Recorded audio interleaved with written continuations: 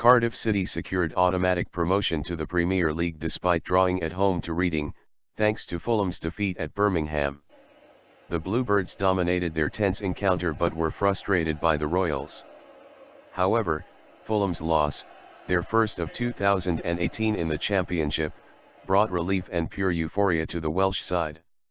And Reading joined in the celebrations, with the draw sealing their survival. Did anyone else just see this in the Cardiff game?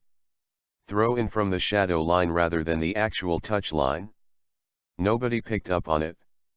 The real scenes of jubilation, however, belonged to the home side, with Cardiff's fans streaming onto the pitch to mob their players as soon as the final whistle blew.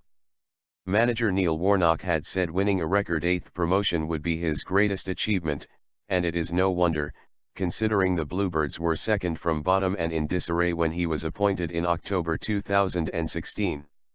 Despite working with modest means, the veteran manager signed resourcefully to assemble a group of players in whom he instilled a tireless work ethic and bloody-minded will to win. The style of play may not always be aesthetically pleasing, but, with a robust structure and sheer refusal to relent, this is a Cardiff team whose spirit mirrors that of their manager and supporters.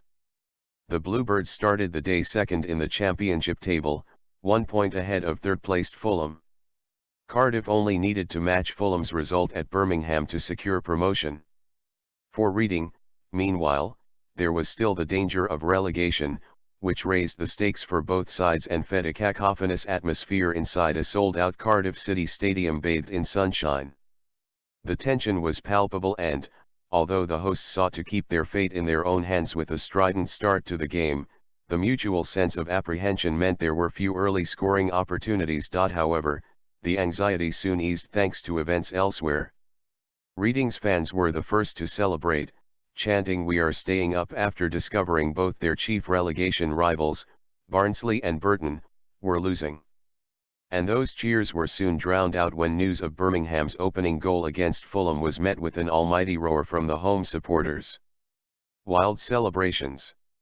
It was something of a reprieve for Cardiff, who were dominating possession and territory but unable to carve open their obdurate opponents. Junior Hoylett curled one effort narrowly wide and then had an appeal for a penalty rejected after he fell under a challenge from Thiago Ilui. Again, the home nerves jangled but, again, Birmingham calmed them by doubling their lead against Fulham. The second half followed the same pattern, Cardiff the aggressors, trying but failing to force their way through, their frustration tempered by the scoreline at St Andrews.